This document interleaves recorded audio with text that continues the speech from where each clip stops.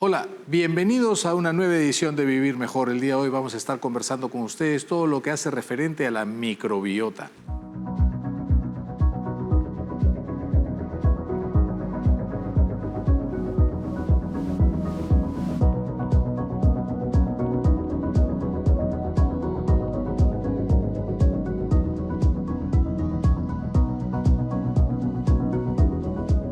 En el mundo de la naturaleza existen animales grandes, animales pequeños, plantas grandes, plantas pequeños. Es decir, los seres vivos pueden ser grandes o pequeños. Entre los pequeños existe una categoría que son los microbios. Para que más o menos ustedes entiendan lo que es la microbiota y sepan a lo que me refiero, ya más adelante nuestra invitada se los va a explicar mejor que yo, es un grupo de microbios, pero los microbios pueden ser buenos o pueden ser malos. La microbiota es un grupo, no solamente de bacterias, sino de otros actores que están dentro de los organismos vivos, no solamente en los humanos. Pero donde están en un equilibrio perfecto y muchos de ellos generan beneficios para el ser que van poblando. Otros no los perjudican, solamente viven ahí, no dan ningún beneficio, pero tampoco les hacen daño.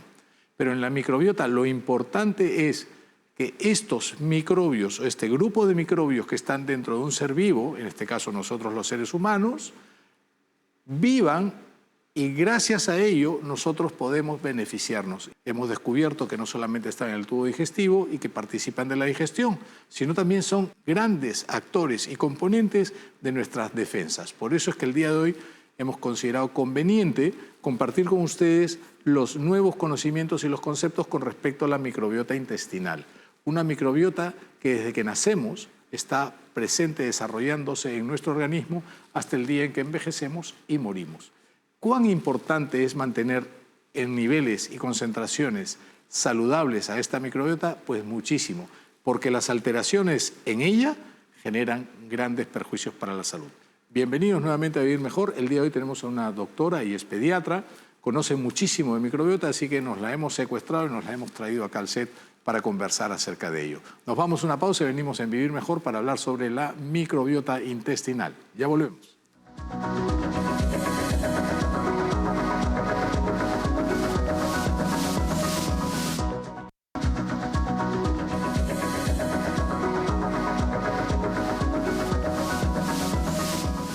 Y bien, llegó el momento de presentar a nuestra invitada el día de hoy. Ella es la doctora Cecilia Barreda Hurtado. Ella es médico pediatra, además ha sido miembro de la Sociedad de Vacunología y la Sociedad Peruana de Pediatría.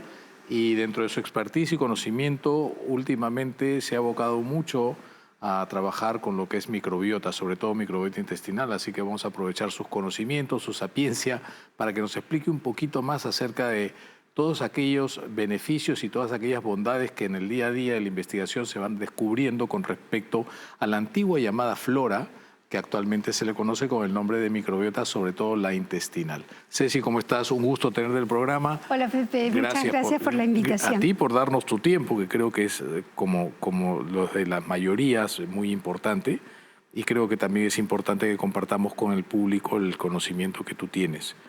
Ha cambiado mucho el nombre, ¿no? Yo me acuerdo cuando estaba chico y tomábamos antibióticos, mi mamá nos torturaba con un producto que creo que ya no existe porque además tenía un olor fortísimo, nauseabundo, era el famoso Cabelac, que era muy bueno. Pero yo le decía a mi mamá, ¿y esto qué cosa es? Me decía, esto es algo que te va a ayudar a que tu estómago esté bien después de los antibióticos. Y yo me lo tomaba. Inteligentísima. Y era flora intestinal. Claro. Había muchas marcas comerciales y nombres, pero te estoy hablando de hace 55 años atrás. ¿Estamos de acuerdo? Actualmente los nombres han cambiado y utilizamos el término de microbiota para referirnos a esa flora que todo el mundo cree que solamente es intestinal. Explícanos un poquito, Ceci, qué cosa es la microbiota y desde qué momento empezamos a verla más de cerca, porque descubrimos que no eran solamente bacterias, sino iban más allá de esto. Cuéntanos, por favor. Así es un mundo fascinante y es un mundo que recién está comenzando, aunque ya tiene algunos años, pero hay muchísimas cosas más por descubrir. Efectivamente, lo que se llama microbiota, en general, es una población de bacterias, virus y hongos que están dentro de nuestro organismo. Si bien es cierto que a nivel del intestino grueso y delgado es donde tenemos la mayor población, sobre todo de bacterias, tenemos microbiota en ojos, en faringe, en vagina. Y son estos microorganismos que nos protegen a nosotros, a pesar de ser bacterias, pero son bacterias saludables que nos protegen. Y ahora ya se sabe que no solo nos protegen, sino que ayudan en muchísimas funciones metabólicas nuestras. ¿Son únicamente bacterias? ¿También puede haber hongos? ¿Puede haber algún otro tipo de microbio metido ahí? Hay virus y hongos, pero principalmente bacterias. Qué curioso, ¿no? Porque, perdona que te interrumpa, pero es que si no te interrumpo se me va a ir la idea de la cabeza. Cuando tú hablas de microbios, la gente puede pensar que todos son malos y nos hacen daño. Pero en el mundo fascinante de la microbiota vamos a diferenciar dos grandes equipos, los buenos versus los malos. En la microbiota, los buenos son los que mandan. En la microbiota yo te diría que todos son buenos, pero tiene que haber un equilibrio para que los buenos sean los que regulen. Y ya después vamos a poder conversar qué es lo que pasa con este desequilibrio. Equilibrio es un buen número de bacterias saludables, y enfoquémonos básicamente en microbiota intestinal, que pesa más o menos 1 kilo.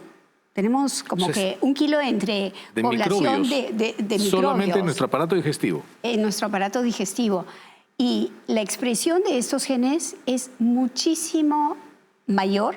Ellos, entre estos microorganismos, tienen más genes que las células de nuestro propio cuerpo. Ya.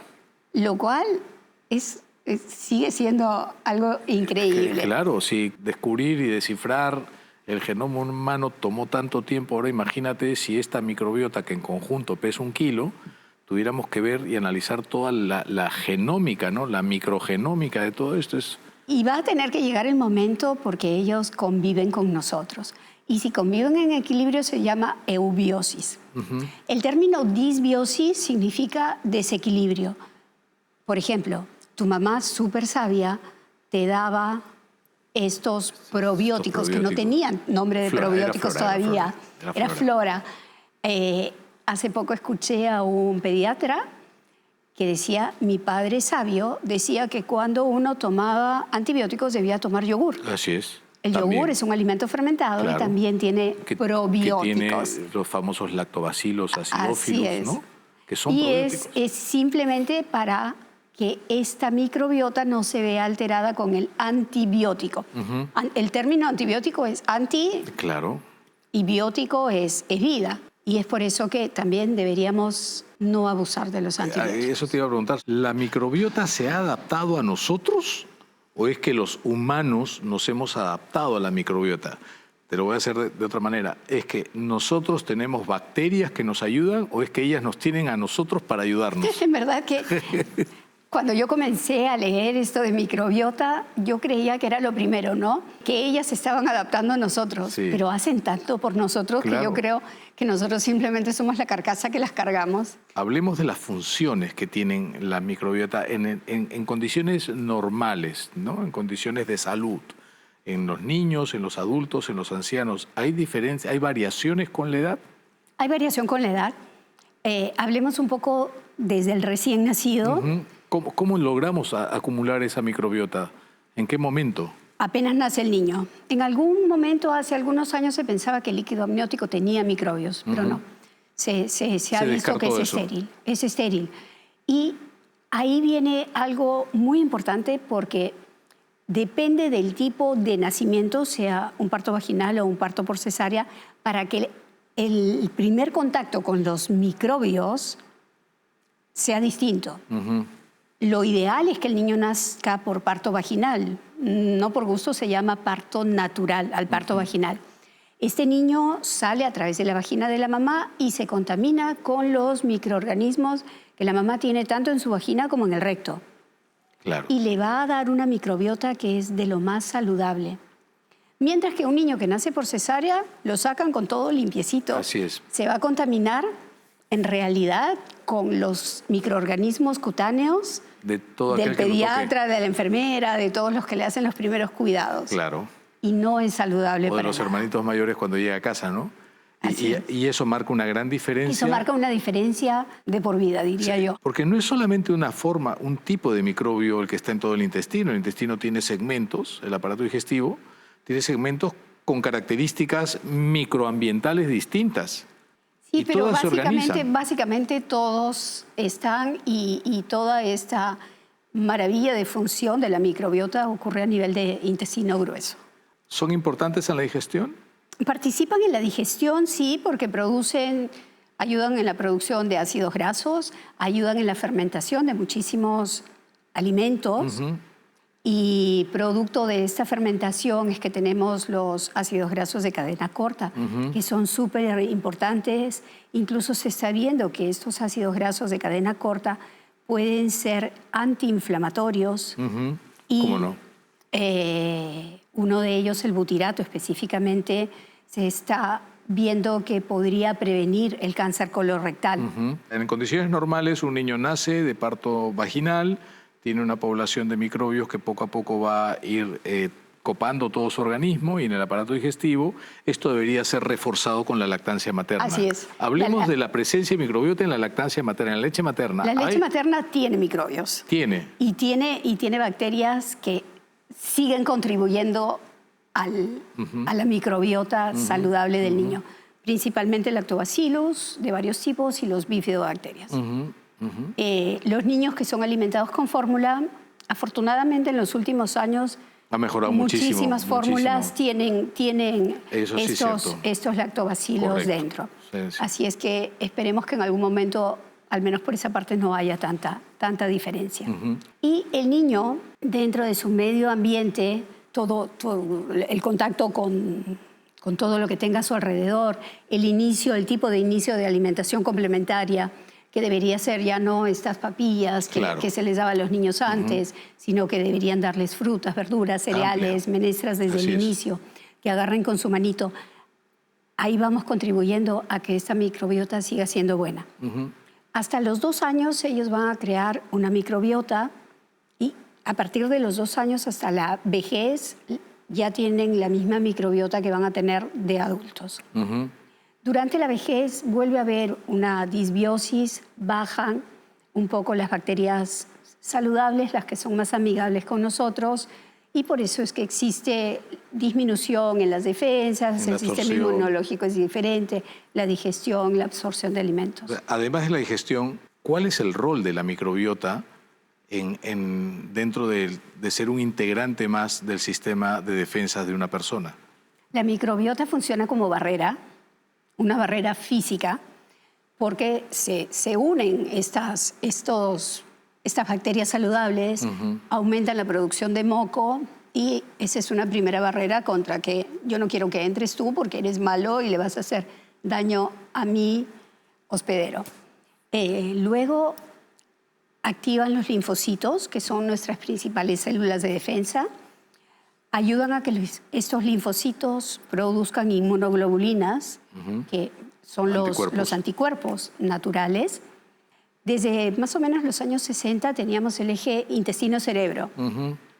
Y eso yo creo que todos lo hemos sentido. Por ejemplo, si te vas a presentar ante una situación de ansiedad, siempre te da un cierto calambre en la pancita. O diarrea de estrés, ¿no? Diarrea por estrés. Sí, claro. O cuando eras adolescente y ibas a ver al chico que te gustaba, maripositas en el estómago. Claro.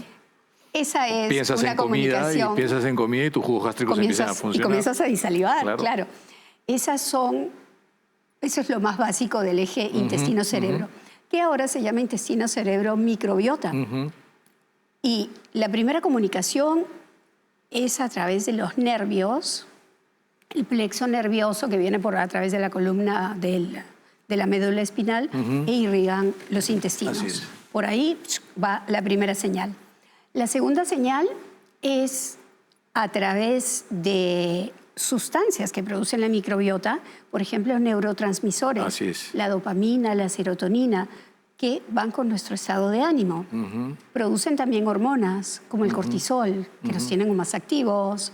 O sea, hay una central de comunicación en donde la microbiota tiene un rol preponderante. Tenemos que irnos a una pausa, Ceci, y en el siguiente segmento quiero hablar acerca de lo que es disbiosis, de aquellos factores que pueden influir negativamente en tener una buena microbiota y de qué manera podríamos mejorar estas condiciones. Así que enseguida estamos con ustedes y con la doctora Cecilia Barreda hablando sobre microbiota intestinal.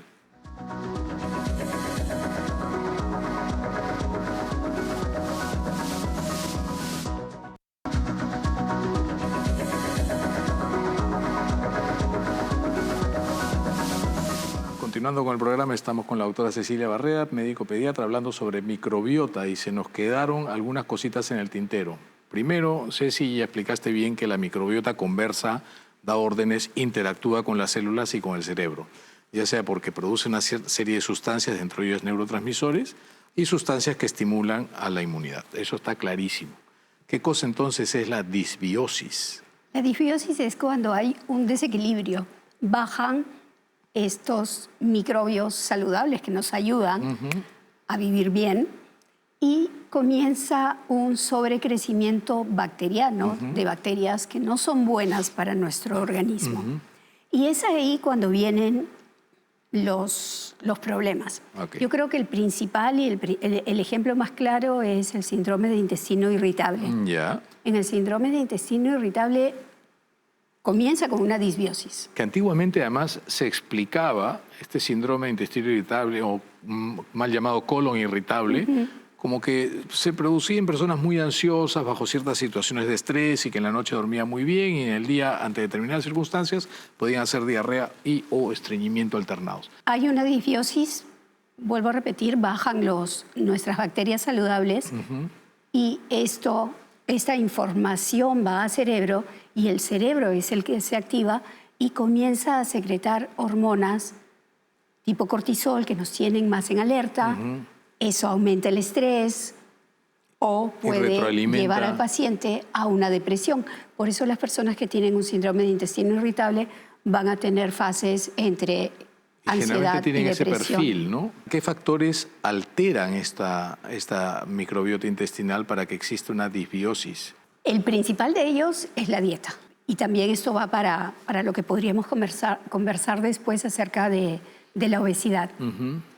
Una dieta pobre en fibra, rica en carbohidratos, rica en azúcares, rica en alimentos procesados, en ácidos grasos saturados como las carnes rojas, los embutidos, es muy mala para nuestra microbiota.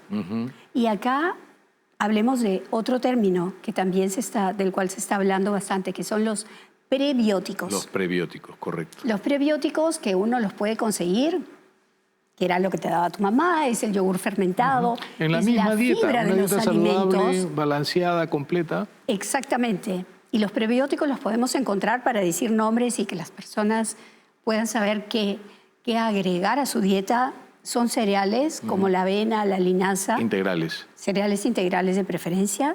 Las menestras con las cáscaras, por favor. Cáscara, a los niños no les pelen los frijoles ni las lentejas. Necesitan la cáscara. No les pelen las frutas. Una vez que puedan morder su manzana, exacto, que la muerda. Espárragos, las alcachofas. Nosotros no tenemos achicoria en Perú, pero si nos ven desde algún otro sitio y consiguen la raíz de achicoria, es la mayor fuente de probióticos. O sea, todo aquello que ayude a mantener una cantidad, concentración, número de microbiota es considerado un prebiótico. Es considerado un prebiótico. El probiótico es una cantidad, puede venir con diferentes nombres, en diferentes cantidades. Son microorganismos que son ingeridos, no se afectan con el ácido gástrico, llegan a nuestro intestino y ahí comienzan a funcionar. Muchos de ellos vienen en forma de esporas, llegan al intestino, se abren y como si sembráramos una población de bacterias saludables para determinados casos. Pero lo que se debe saber es que los probióticos, que tienen un nombre de cada bacteria, por ejemplo, un Lactobacillus reuteri o un Bifidobacterium lactis, cada uno tiene una función determinada. Entonces no es que yo voy a la farmacia y me compro una combinación de esto, como me los tomo y voy a estar bien. No debería ser así.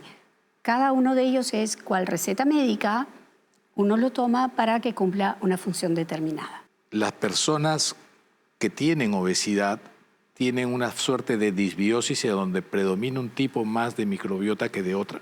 Sí, pero la respuesta es sí. Tienen más firmicutes que bacteroidetes. Yeah. Cuando hay un estado de equilibrio, una eubiosis, hay más bacteroidetes que firmicutes. En el caso de los obesos, la relación es al revés, está invertida. Pero no se sabe si esto viene genéticamente predeterminado y vienes con esa microbiota Claro. alterada, o si por lo que comenzaste a comer, Así es. comer mal, Se mayor tuvo que- consumo de energías, menos vida más sedentaria, menos ejercicios, es que se produce la inversión. Claro. Esto todavía está en estudio, ya hay un artículo muy interesante que yo me imagino que va a abrir muchísima más investigación. Comenzaron a investigar la microbiota de los niños a los 2 años, que a los 2 años ya tienen una microbiota Así es. de adulto. Sí. Y los revisaron a los 12 años y los que tuvieron una microbiota alterada a los 2 años, a pesar de tener un peso normal, a los 12 tenían más posibilidades de ser obesos. La idea, bueno, de hecho que no vamos a estar investigando nuestra microbiota en los niños, Así es. pero lo que estaban pensando es que quizá estos niños ya tenían una mayor predisposición por determinada calidad ¿Cómo de no? alimentos. ¿Por qué es importante considerar siempre después de un tratamiento antibiótico reponer esta microbiota? ¿Y cuál Antes de sería tu mejor contestarte eso, elección? lo primero que deberíamos recordarle a las personas es que uno no debe tomar antibióticos por gusto. Así es. Tiene que haber un uso racional de antibióticos. Totalmente. El antibiótico se toma cuando hay una infección bacteriana que y una requiere infección tratamiento. que requiere el antibiótico. Muchas veces yo recibo pacientes y me dicen, tiene una infección viral y le dieron antibiótico. Sí. ¿Por qué? Ese antibiótico no mata solo la bacteria que está produciendo la infección, sino que mata bacterias que ya vimos que son súper saludables y viven con nosotros. Generan disbacteriosis. Y nosotros vivimos gracias a ellas. Claro. Ahí se produce una disbiosis o la Claro. disbacteriosis, La disbiosis, específicamente. Y por eso se puede producir la diarrea. Se llama diarrea asociada a antibióticos. Antibióticos, claro. Y la diarrea asociada a antibióticos es porque fuiste como Así con es. una manguera grande y barriste todo, barriste Lo las bueno que y lo son malo. buenas para ti, barres bueno y malo.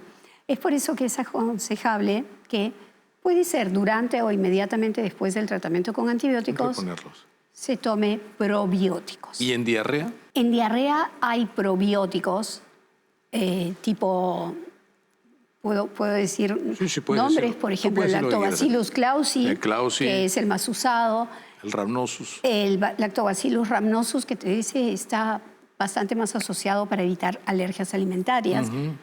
Y acá usamos también los Saccharomyces, que son El Boulardii, son claro. hongos. Son hongos, sí.